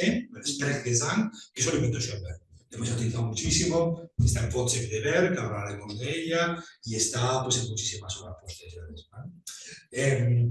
Pues claro, esto es difícil de cantar, ¿no? Porque todavía lo del piano, pero complicado, ¿sí? Yo creo que solo la noche transfigurada, eso ni los líderes pueden cantar. La noche transfigurada, solamente. Es así. Bueno. Sí, esto daría, digo, me escribo yo aquí, esto daría por un debate que necesitaría un ciclo entero de conferencia. Bueno, pues ya lo dejamos para otro. ¿Vale? Un poco en el sentido de cuándo nace la música contemporánea, como decía Miguel Ángel. Pues este es el momento en el cual nace la música contemporánea. Me da igual 1911, que 12, que 13, que 14. Pero ese es el momento en el cual podríamos decir que lo que hoy en día conocemos como música contemporánea, hoy de un concierto de música contemporánea, y qué rara era, pues esa música rara, digamos, y nace, claro, al final, dice Barico, ¿no? Decía, no sé, es una falta de lenguaje, o que no hay un lenguaje, que al final no es la evolución de un lenguaje anterior, es un nuevo lenguaje. Esto es como si de repente yo ahora siguiera mi conferencia en kazajo. ¿Sabes? Pues diríais, ya está, se ha vuelto loco, vamos a llamar aquí vamos a llamar al psiquiátrico de Granada, ¿no? Pues es un poco eso, es un lenguaje diferente. Es un lenguaje diferente, o lo aprendemos o no lo entendemos. Y no lo disfrutamos. Entonces, yo no quiero defender ni una cosa ni la otra, pero es verdad que esto hay que conocerlo. Como todos los lenguajes, hay que aprenderlo. Porque si yo escucho una película en kazajo, va a ser muy difícil que lo disfrute. Yo diría que imposible. Etcétera. Como si yo no digo nada si me cojo una novela, yo qué sé, en finlandés, que igual, pero digo ya chino, japonés, que encima tienen otra manera de escribir. Pues eso es lo que pasó con esto. Este Pierre Bourdieu que hemos escuchado, el Herzgewechsel. En cambio, cuando he leído el poema con la otra, aquí sí os habéis sentido que era un lenguaje que entendíais. Ahí estabais mucho más cómodos, os he visto relajados. En esta tensa más, que no conocemos el lenguaje. Bien. En ese sentido, estábamos en 1911, había pasado 1912, hay una obra muy importante de Schoenberg en 1912, que es una obra que no la hemos encontrado porque no la acabó, no existe como obra, digamos, de hecho, que es la sinfonía, también ponerle sinfonía, está un poco buscando modelo. La sinfonía es una forma muy tonal y muy clásica. Sinfonía de 1912 para solistas, coro mixto y orquesta. ¿Pero por qué es importante esta obra? Porque él prácticamente la escalera de Jacob Staita, otra de sus obras, inacabada también, se ve que esto tenía ahí un malfario con estas obras, está basada prácticamente íntegra en la sinfonía. Y es muy importante en la búsqueda de la espiritualidad en música de Schoenberg. Dice Joseph Ruffer en su homenaje a Schoenberg. Ruffer fue alumno de Arnold Schoenberg. Es testimonio de un hombre de nuestro tiempo que siente la miseria de su alma y de su espíritu. Lucha con Dios, lo encuentra y aprende a rezar. Es una sinfonía concebida para celebrar la muerte del dios burgués. Pero eso era como algo que siempre estaba ahí, como acabar con el mundo de ayer. El mundo de ayer de Zweig, die letzte Tage der Menschheit, que hemos dicho antes de Karl Kraus, es decir, acabar con un tipo de sociedad que a ellos no les llenaba. No sé si se puede comparar a lo mejor con el mayo 68, con The Scorpions, no sé, con alguno de los discos de los 70s, pero es verdad, hay autores que lo comparan, ¿no? Por ejemplo, Barico, ¿no? Barico lo compara con uno de los álbumes de Scorpions. Pero al final yo creo que es indiferente. Cada época tiene sus rupturas, pero que sí que era es un movimiento juvenil de ruptura con la anterior. En la escalera de Jacob, el Jacob Seraita, un oratorio, en género en principio, basado en esta sinfonía de 1912, escribe el texto Schoenberg, pero a partir de fragmentos de la Biblia. Fijaos un poco, era judío, pero buscando un poco su espiritualidad. A partir de fragmentos de la Biblia, de poemas de Demer, ¿os acordáis de Demer? Os he leído un poco antes, no se lo nada. Y de Rabindranath Tagore, que también conoceréis, ¿no? Es decir, la búsqueda de diferentes espiritualidades, tampoco muy habitual en la época. Es decir, eso hoy en día a nosotros nos parece muy normal todo esto, ¿no? En 2025, pero en 1912 era bastante rompedor, bastante novedoso. Esta sinfonía de 1912 da pie, y aquí es donde estamos de acuerdo, Barinco, Miguel Ángel y yo, en la que se puede considerar la primera obra dodecafónica de la historia, la suite Opus 23 para piano. Puede ser la 25 también, ¿no? Lo que usted dice, no es la primera doctrina, sino que la nueva música que llama él, bueno, ya, con el Opus 11. Vale, sí. Pero podemos ya definir ya concretamente con el Opus 23 el nacimiento de la música dodecafónica. Porque al final el atonalismo es un no hacer, pero no es un hacer. Yo no soy tonal, pero no sé lo que soy. Yo aquí digo, yo ya sé lo que soy. El dodecafonismo. Vamos a ver, tengo algunas diapositivas interesantes. En ese sentido. La noche transfigurada. Las 4 piezas para coro, aquí veis, facilísima, ¿ves? Esto lo ensayamos ahora y nos sale rápidamente. Lo dividimos en soprano, contraltos, es tremendamente difícil. O sea, solo estos 3 compases, no sé, necesitamos 10 años ahí ensayando para hacerlo. Entonces, para un coro profesional, y de manera se hace poquísimo. Una extrema dificultad la obra de coro.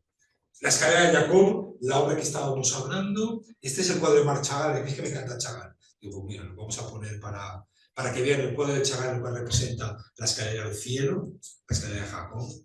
Y vamos a ver un poquillo el tema del dodecafonismo. Me quiero parar un poquillo aquí. El dodecafonismo es un sistema, ahí tengo a Mozart y abajo también a varios. El dodecafonismo es un sistema en el cual el compositor, a partir de una serie, el compositor, a partir de una serie de 12 sonidos, lo veis ahí, ¿no? Que no lea música, pero bueno, ahí lo tenéis que poner del 0 al 11. Del 0 al 11 pues van 12, ¿no?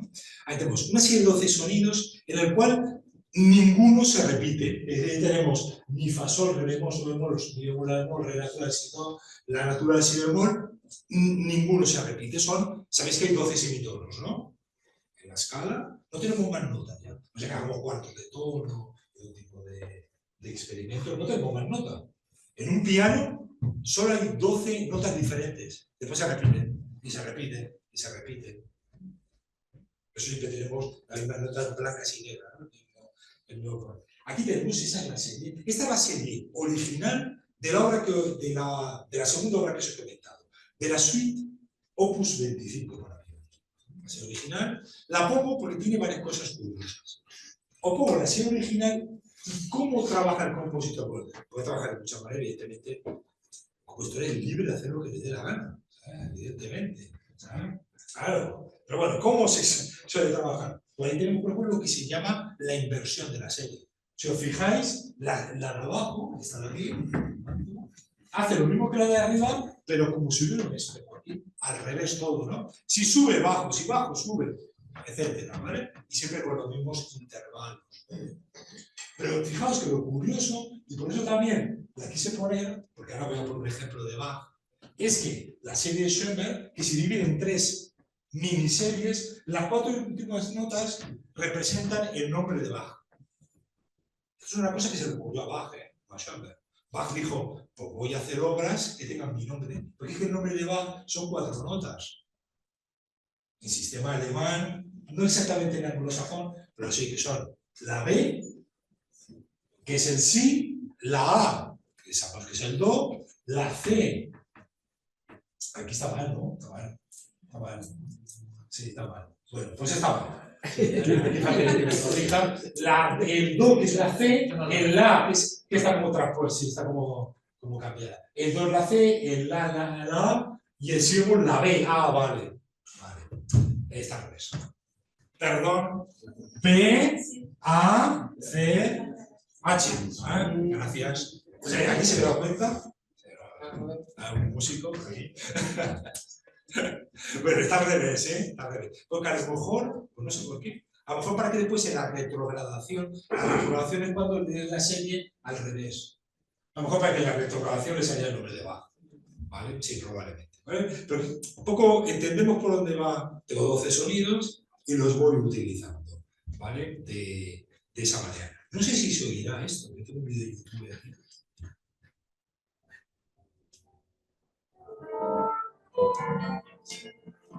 Está sonando. Está sonando en Spotify.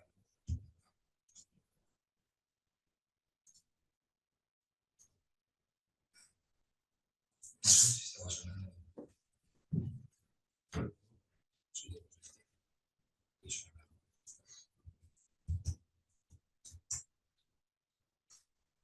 Vale.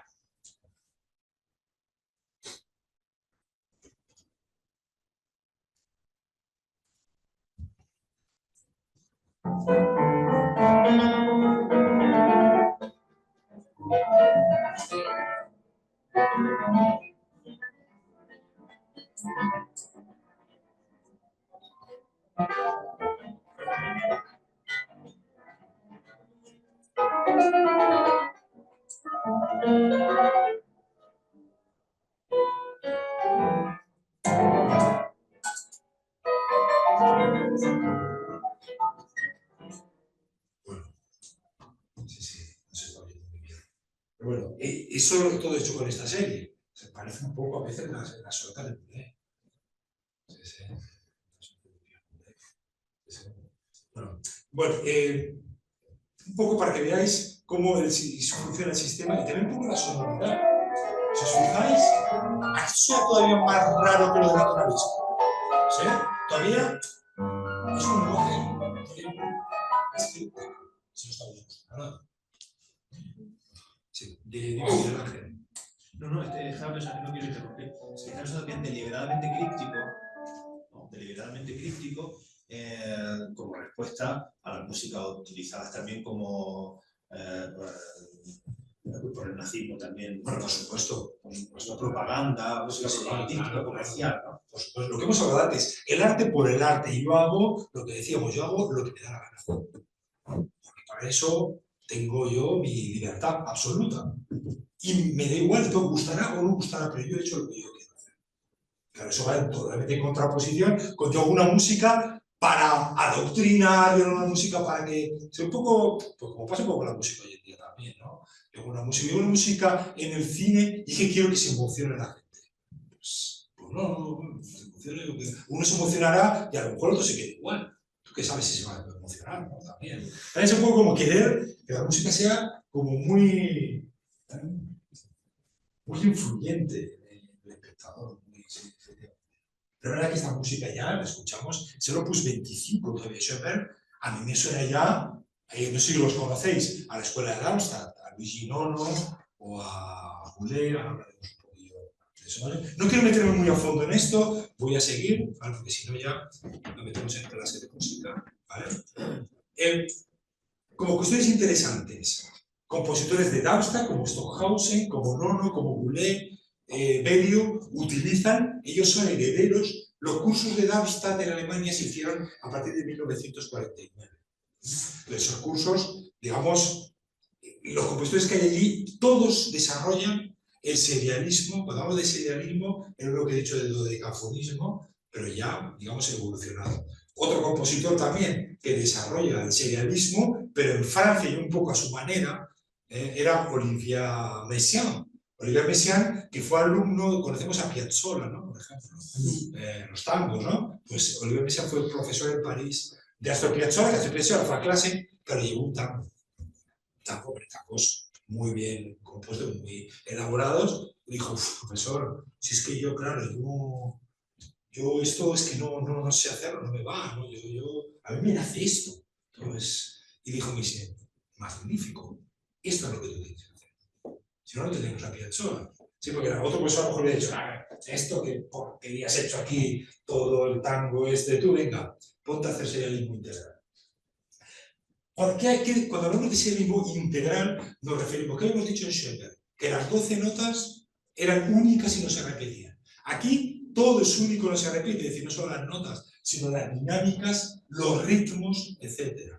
Esto es un poco un experimento, ¿vale? Messiaen no compuso así, ninguna obra más, solo los modos de valores e intensidades para... Fue Messiaen un compositor, te voy a decir más bien post-impresionista, en Margarida y en otras obras, ¿vale? Pero como ejemplo, también por poner algún francés para que veamos que no todo esto era tan alemán y tan austríaco, ¿vale? Y quiero poner dos ejemplos muy interesantes de cómo el uso de las 12 notas del dodecafonismo, a ver, evidentemente ni Bach ni Mozart, ellos sabían que estaban haciendo dodecafonismo, pero aquí tenemos dos ejemplos muy interesantes. El primero es este de Mozart. Mozart, la Sinfonía 40, que la conoceréis, ¿no?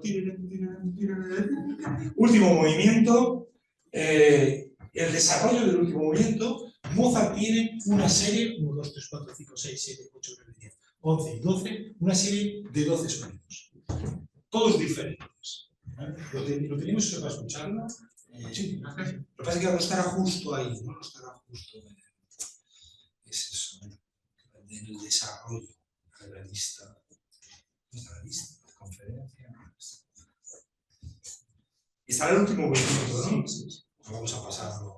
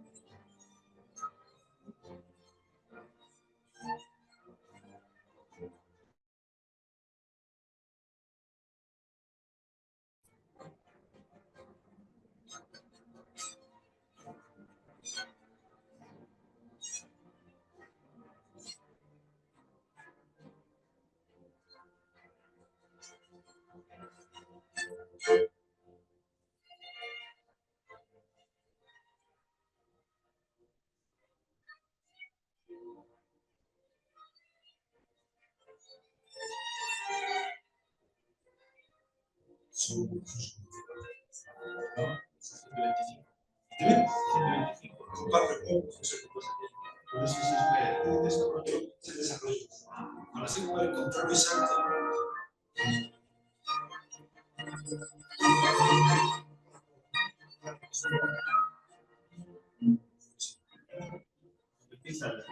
Sí, desarrollo, por eso es que no tenemos exacto.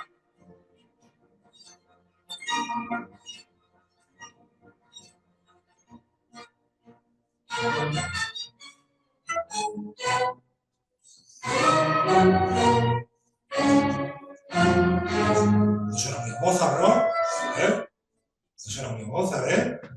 Es impresionante. Pues esto puede ser Schoenberg.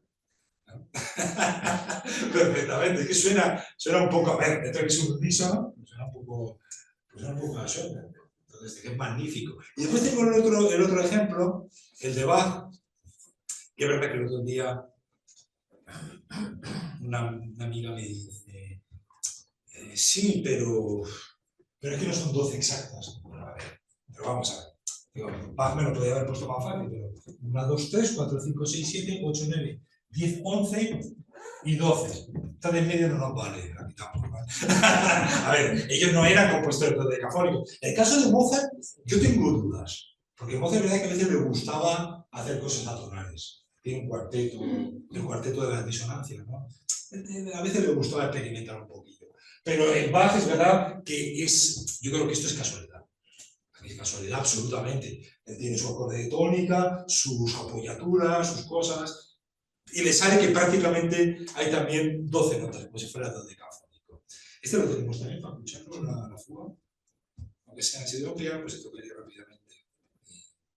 pero lo vamos a poner por aquí rápidamente. Sí, sí, piano de cola, piano de cola. De cola, de cola. ¿Por dónde está? Sin problema. Sin problema, ¿verdad? Ah, ahí está. ¿Está la fuga o está perdiendo el flujo?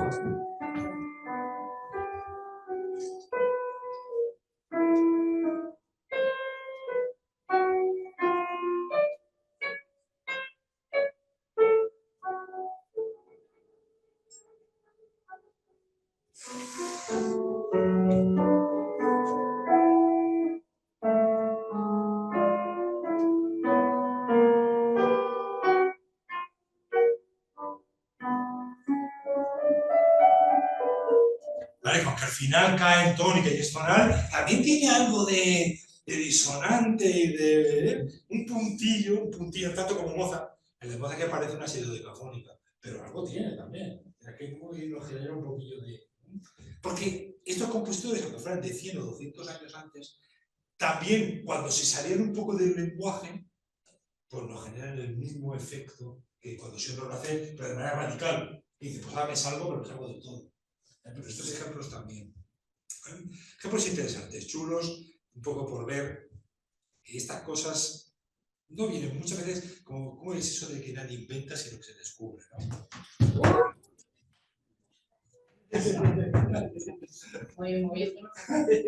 Que nadie inventa, sino que todo se descubre y que todo está ahí. ¿No? Bueno, hemos visto esta de Bach. Messiaen, Gruppe, la suite opus 25. Bueno, ya lo habías comentado tú, pero bueno, por una pincelada de los dos más importantes discípulos de Arnold Schoenberg. Anton von Webern, aquí en un cuadro de Kokoschka de 1914. Es muy importante Webern, pero eso daría para otra conferencia. Aquí un poco la relación también, tengo por aquí a ver, no, tengo un poquito más adelante. Entonces vamos a... Y Alban Berg. Alban Berg es el otro gran discípulo. Hubo muchos discípulos, pero como los discípulos más importantes. ¿Cómo vamos de tiempo? Yo tengo aquí para acabar. Mañana. Bueno, tenemos un poquito, si queremos dar tiempo de... Sí, por eso, por el poquillo de preguntas y eso. Bueno, bien. Vale. Perfecto. Le dice una carta a Anton Webern a Arnold Schoenberg. Como sabes, no voy a dejar demasiada libertad en la danza. Su fuerza expresiva no está por encima de la música, por elemental que sea. Por otra parte, la belleza mecánica del cuerpo en movimiento me resulta odiosa. Por eso he creado una coreografía que se aparta de esos saltos de ballet a los que todo el mundo está acostumbrado y entra en un campo de expresión diferente. No digo yo que también fuera el inventor de la danza contemporánea, pero bueno, que él buscaba pasar un poco a Stravinsky también, una especie de expresión que fuera puramente... la diferencia era, la música o cualquier arte es autor, es un lenguaje independiente, es un lenguaje que por sí mismo es suficiente. Porque en el siglo XIX había mucho la idea, la imagen de que, digamos, la música estaba supeditada a otras cosas. Tenía la música, yo había iniciado un poema sinfónico porque lo había basado en un libro, y entonces yo estaba representando, aquí represento tal cosa, el amanecer, aquí represento a unos enamorados, etc. La música tenía mucho de eso, y sobre todo en la ópera y en el ballet. Entonces yo en sus óperas, de hoy a mañana, o en Die glückliche Hand, la mano feliz, él busca que la música sea suficiente en sí misma, y que no haya que depender, que sí, que haya un texto, pero que el texto no sea lo fundamental. Que no esté representando lo que está en el texto, sino que la música en sí misma se representa a sí misma. Eso es muy importante, no solo en Schoenberg, pero eso también está un poco en contradicción, pero es verdad, con lo que es un poco lo que llamo yo el vector interpretación, composición o improvisación, composición en la historia de la música. En la historia de la música, en el Renacimiento, en el Barroco, los compositores dejaban la partitura, vamos a decir un poco así, a medio hacer. Esa partitura que hemos visto de Bach, el original de Bach, le falta el ligadura, no tiene tempo, no tiene ciertas cosas, no hay... El compositor, digamos, no explica perfectamente qué quiere del intérprete, sino que deja al intérprete una cierta libertad para improvisar o para interpretar, lo que se llama interpretar. Claro, todo eso va, digamos, dándose la vuelta, hasta el punto que ya lo que es el final del siglo XIX y el principio del siglo XX, los compositores empiezan a querer controlar absolutamente todo. Yo controlo todo y el intérprete es un mero ejecutor. Que es un poco lo que quería Schoenberg. Yo en esto sería crítico con Schoenberg, porque creo que la improvisación es una parte muy interesante y muy creativa de la música. Pero es verdad que eso que le pasó a Schoenberg le pasó a todos los compositores e intérpretes. Depende como menos ejecutor, es decir, no digamos ya momentos como Brian Fermi, ¿no? Que está tan explicado todo en la partitura que no lo puedes hacer. Es tan exhaustivo que no lo puedes hacer. Se da la vuelta a la tortilla. Pero bueno, que eso es importante tenerlo en cuenta y por eso es un poco esta palabra de Schoenberg. Schoenberg forma parte de un vector que le llamo yo que ha sido así en la historia de la música. Y la música contemporánea forma parte de esa manera de verlo, ¿no? Dice Schoenberg, las partes decafónicas son obras musicales, no construcciones matemáticas, como dicen mis detractores. Esta antigua disputa entre pro-wagnerianos y pro-brahmsianos continuó en la época también previa a la Primera Guerra Mundial. Y lo que hemos comentado, entre aquellos que dicen, no, la música es autosuficiente, que sería un pensamiento brahmsiano, o no, la música tiene que ser dependiente, tiene que expresar ideas, sentimientos, aspectos extramusicales, como sería un poco el pensamiento wagneriano, ¿no? Un poco esa idea que hemos comentado de la autonomía. Schoenberg, evidentemente, estaba entre lo que pensaba que la música era absolutamente autónoma, en lo cual coincidía con críticos vieneses como Edward Hanslick, que era muy reaccionario, pero tan reaccionario que era, él también pensaba que la música tenía que ser autónoma. Era más de la línea de Bach o de Mozart, en su movimiento reaccionario se parecía a Schoenberg. Eso no quiere decir que Schoenberg no admirara a Wagner. Tenemos los Lieder, ¿no? Una obra bastante importante de Schoenberg. Los Lieder, una obra muy importante de Schoenberg, anterior a la Noche Trasfuera que hemos escuchado, y que es muy post-wagneriana al final, en su estructura, en su composición, en todo prácticamente. Dice Giorgi Ligeti en uno de sus libros, de esto a Wagner solo hay un paso. ¿Era Wagner todavía un compositor tonal? ¿Lo era el Tristán y Isolda? Una de las óperas de Wagner. En esta obra se encuentran casi únicamente dominantes secundarias, organizándose todo tonalmente de manera tan extrema que la tonalidad, en cuanto marco, acaba desapareciendo. Las consecuencias serán visibles en Reger, Max Reger, en Richard Strauss, Strauss el bueno, en Scriabin y en Schoenberg, dice Giorgi Ligeti en uno de sus libros. En ese sentido, es verdad, lo que hace Schoenberg es, como decía Marie, como decía Miguel Ángel, un cambio, una revolución por agotamiento. Se ha agotado el sistema tonal y hay que hacer algo. Después es verdad que el sistema tonal sigue funcionando hoy en día. La música comercial, la música de cine. Bueno, hasta qué punto estaba agotado lo podrían discutir, sobre todo en Estados Unidos se discute mucho. Pero sigue evolucionando, pero no haciendo cosas nuevas. Sí. Bueno, no lo sé, yo ahí soy, ya lo sabes, ¿no?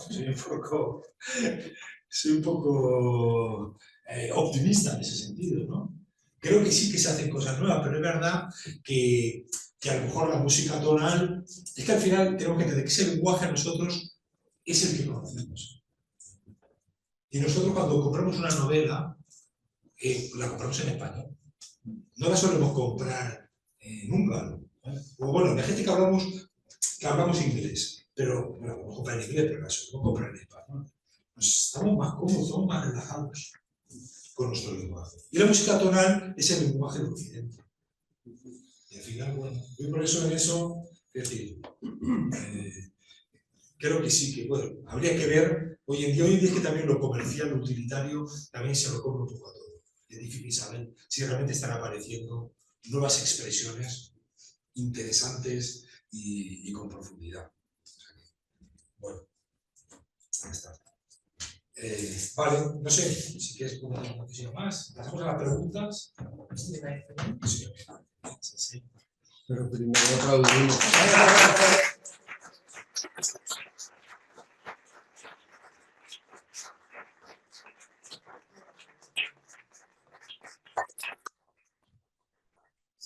Animaos, animaos. Muchísimas gracias, buenas tardes. Me ha parecido interesantísima la conferencia. A mí personalmente me ha situado en las fronteras para indagar en un nuevo reino. Yo soy bastante melómano, pero absolutamente tonal. Siempre he tenido inquietud por la tonalidad y quería al respecto hacerle o hacerte dos preguntas. Si has comentado algo en relación con la mayor capacidad que tiene la música tonal para captar, para conectar con la emoción, al final te has referido a que, bueno, que se trataría de un cambio de lenguaje. Si fuera tan sencillo como aprender un nuevo idioma, no sé, ¿tú crees que aprendiendo ese nuevo idioma podemos conectar con un mundo de emociones como el que existe en la música tonal, que por otra parte parece que fuera como más natural, todo lo relativo a las proporciones áureas del universo? Incluso creo que podríamos encontrar alguna relación neuropsicológica en la cual el cerebro parece más capacitado para captar la tonalidad que la atonalidad. Pero en fin, me has animado mucho en el sentido de que parece Muy buena pregunta, sí. que es hacerse con un nuevo lenguaje. Yo estoy muy abierto. A mí me gusta Bartók. Dentro de esos contemporáneos, no sé qué relación tiene, pero me llega. Schoenberg me llegó esta noche transfigurada, ¿verdad? Y bueno, me parece interesante. Y la segunda pregunta, para que yo me haga una idea en relación a la ruptura, por compararla con otro arte, ¿verías alguna relación con la ruptura que supuso el cubismo en pintura o no? Vale. Muy Muy buenas preguntas. La primera, yo te respondo. Tú me preguntas, es que la tonalidad parece como que sea algo más natural. Sí. Mi respuesta sería, no es cierto. No es cierto. No es cierto. Lo que pasa es que la música tonal es una lengua que tenemos tan integrada que nos parece natural. Pero es lo más antinatural del mundo, la tonalidad, desde el punto de vista técnico, desde el punto de vista físico, es muy antinatural, pero es muy antinatural como casi todo lo que hacemos los seres humanos. Es decir, los seres humanos son poco naturales, en general, o nada, efectivamente, Jesús. Pero no es natural. Y ese debate ha existido, y es un debate muy interesante y para mí está claro que no es natural. Lo que pasa es que es una lengua que tenemos tan adoptada. Esto se han hecho experimentos, yendo con personas de la India o con algún indígena de América y les ha parecido la música tonal espantosa. Lo más extraño, antinatural y se han puesto nerviosos y han tenido que dejar de escucharla. Pero para nosotros es que es nuestra lengua. Y entonces estamos comodísimos en nuestra lengua.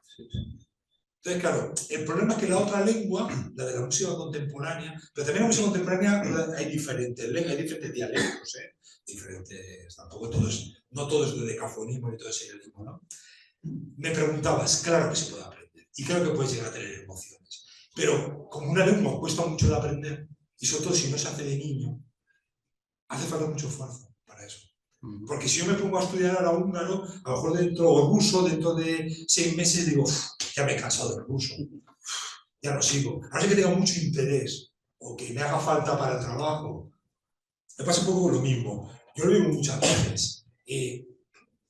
Cuando hayamos escuchado tanta obra, tanta música tonal como tonal, podemos empezar a poder entenderlo. O sea, que es una cuestión de cantidad y de calidad. Me parece interesantísimo lo que acabas de decir, porque es absolutamente rompedor con planteamientos como el que ha tenido Ortega en relación a la deshumanización del arte. Parece que él se equivocaba, porque parece que era incurrir en un mero ejercicio formalista desvinculado de la emoción. Y parece que... A mí me parece que para mí va claramente por donde te he dicho. Sí, yo te respondería esas dos cosas. En la India, efectivamente, hay otro tipo no sé, de escala. Sí, tiene otras escalas. Ahí está. Claro. Lo que pasa es que Europa ha sido muy arrasadora. En todo, en lo cultural, todo. Entonces, claro, lo demás, las otras músicas, los otros lenguajes musicales han quedado arrasados. Y no te digo nada desde Estados Unidos y la globalización. Entonces, claro, pensamos que todo esto es todo. No, esto era una cosa muy pequeña nuestra. Pero bueno, el mundo es así, hay que aceptar cómo han ido las cosas. Y la segunda pregunta era... No, la posible relación con el cubismo. A ver, yo también es siempre como una digo un poco descomposición. lo mismo que he dicho al principio de la conferencia. Yo creo que las artes son autónomas y explosionan o se revolucionan cuando lo necesitan. Hombre, que sí, que todos ellos estaban en Viena, todos estaban allí, todos comían juntos, todos iban a la misma universidad, sí, pero al final cada arte necesita su momento de cambio. Y en el caso de la música, se veía venir desde Wagner y Liszt y Debussy que hacía falta un cambio. Y eso es anterior al cubismo. Claro, o sea, Sí. que... Muchísimas gracias. Muchas gracias, Carmen, por traer una conferencia como esta al Ateneo, porque me parece una de las mejores conferencias que yo he escuchado en los últimos años. Y para estar a la altura de lo que acabo de escuchar, te diré que en su día hice una investigación sobre la Viena de Freud. Y ahí descubrí su amistad efectivamente con Stefan Zweig y descubrí su amistad con un poeta que han nombrado, Arthur Schnitzler, que le escribió una carta preciosa en un cumpleaños de Freud, donde le decía que había descubierto el lenguaje de los sueños. Y claro, desde el momento en el que el inconsciente está estructurado como un lenguaje y no has parado de hablar del cambio del lenguaje dodecafónico al lenguaje atonal, ¿por qué no pensar que precisamente en esa época fue posible el descubrimiento del inconsciente a la par que el lenguaje musical atonal? ¿Por qué? Pues porque el lenguaje atonal no apunta al sentido de la música, apunta al sonido de la música. Pasa exactamente igual cuando se interpreta un sueño. Totalmente de acuerdo, el sentido, muy buena palabra. Yo no hablo de sentido ni de función, pero sí, sí. La música tonal es una música con función, con sentido. La música tonal es una música en la cual tiene el sentido, hay el momento, el timbre, el sonido, el momento. ¿Cómo pasaría con la meditación, ¿no? El momento. Yo no hago esto para nada, sino que yo estoy. Sí. Y otra cosa muy importante es que lo has dicho, es que en la música dodecafónica hay una utilidad. En la música atonal la utilidad desaparece. Pasa exactamente igual con el inconsciente. Vale, sí, pero no, sí, ahí no tenía ni idea. Gracias, Jesús. Gracias. Enhorabuena por la ponencia, que realmente es ponencia. A mí me parece súper interesante el epistolario que tiene Schoenberg y Kandinsky por el tema de los colores, el sonido y la nota y todo esto. Porque al final, Schoenberg efectivamente un músico, pero pintor, y Kandinsky me decir una relación también con el sonido, y justamente a colación con lo que decía él, pues es súper interesante, supongo que sabrá. Sí, no he hablado de la sinestesia ni de nada. Claro, es que aquí con esto hay para muchas conferencias y para muchas ponencias. Sí, pero bueno, que si el tema de la sinestesia en Schoenberg es muy interesante también. Sí, sí. Yo quería hacerte una pregunta. Me ha parecido entender que la música de Schoenberg y la música de Acofónica no es la música de la modernidad. No sé si eso lo he entendido bien. No.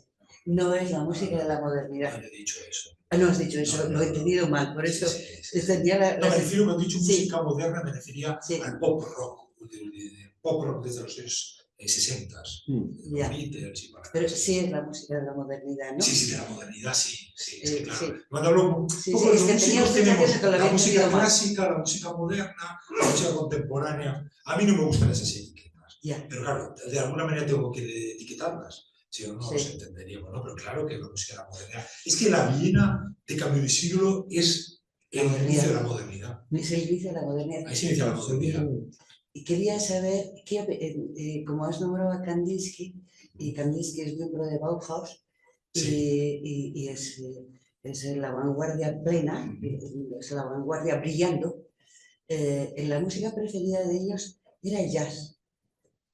La música que oían en Bauhaus y que curiosamente el nazismo lo prohíbe y el comunismo también. Sí, igual que la música Y contemporánea. por eso me ha venido Sí, lo del jazz.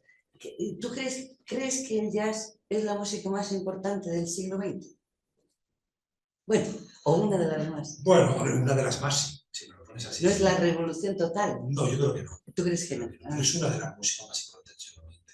Sí. Claro, eso sí. Es que hay una frase de Mick Jagger que me hizo mucha gracia, que dijo, si no fuera por los negros, los europeos seguiríamos bailando el vals. Pues no lo creo, porque está Dijo eso. no lo sé. Entonces, atribuyendo al Sí. blues, al jazz,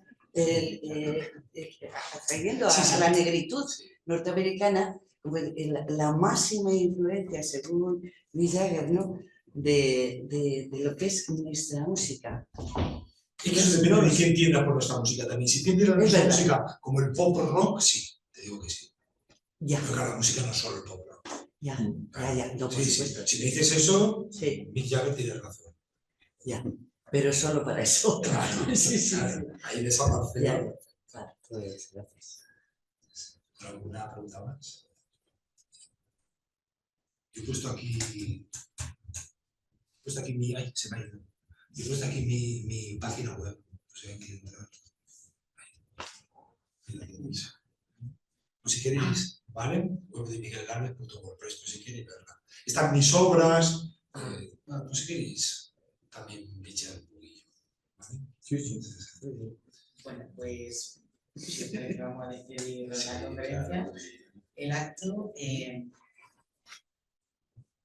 ya os dije al principio de la tarde que era un privilegio el poder hoy disfrutar de la pedagogía, el conocimiento y la mano experta sobre Schoenberg de Miguel. Era una suerte y ha sido una suerte contar con él. Quiero agradecerle a él y a Miguel Ángel, porque como aquel programa que ve en la tele hace deseó, pero ese hombre está bueno, la verdad es que esa persona no ha entregado. Y uno apasionado de su profesión y del conocimiento que alberga. Es un placer, yo que lo conozco a ti menos Miguel, pero a Miguel Ángel sí, un placer estar siempre con ellos, porque no hay día que te vayas sin aprender algo nuevo, eso seguro. Y bueno, dar por supuesto de nuevo las gracias a Miguel por acercarnos a esa figura tan, en principio, desconocida, Sí, ¿no? bastante desconocida. Y no debería de serlo. Pero, pues, de alguna manera, ¿no? Esa atonalidad Sí, exacto. que nos explicaba se aleja de la habitualidad que nos rodea.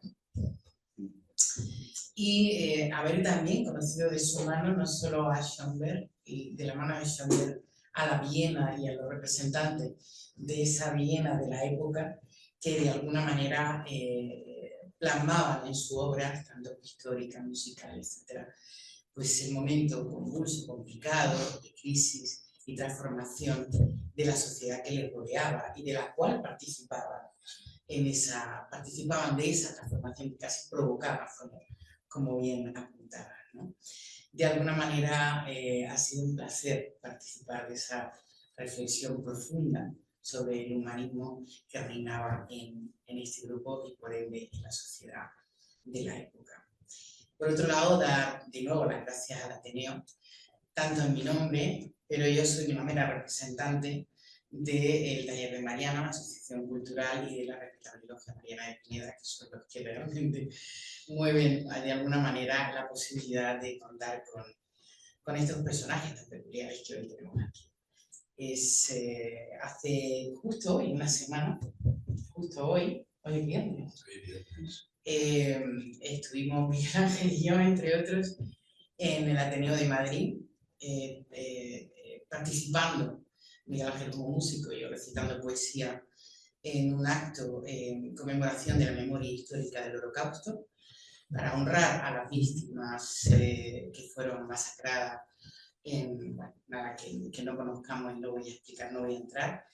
Lo que quiero, a donde quiero llegar fue un acto bellísimo en el Ateneo, que es espectacular, pero lo que sí quiero de alguna manera es animar a todo el mundo a que forme parte, a que participe y a que de alguna manera siga alimentando los Ateneos que nos acercan, porque de alguna manera un Ateneo es el germen, es el provocador y es el elemento necesario para que la cultura siga en la calle, siga entre nosotros y podamos participar de ella. Los actos como el de hoy, la posibilidad de participar hoy, de tener esta experiencia y otras muchas son gracias a que existen estos centros, estas instituciones que alimentan nuestras ganas y nuestras necesidades como personas y como sociedad, de que la cultura no se pierda, sino que se difunda y se siga difundiendo. Así que de nuevo dar las gracias al Ateneo por esta oportunidad y aprovecho para darle gracias a Jesús, que siempre nos apoya, que abandona su cargo de presidente. Por fin. Que se va a descansar, pero que me temo. Y así No, de la cultura no voy a descansar. Que exactamente, que dentro de poco volvamos a encontrarnos no solo en los foros como ateneístas, sino en los foros sociales, culturales y del conocimiento de la ciudad de Granada, que hay mucho trabajo por hacer. Gracias a todos y a todas las que hoy habéis acercado al Ateneo a participar de este acto y espero volver a encontrarnos esta cara muchas otras veces hasta ponernos en nombre. Gracias, de verdad. Gracias a vosotros.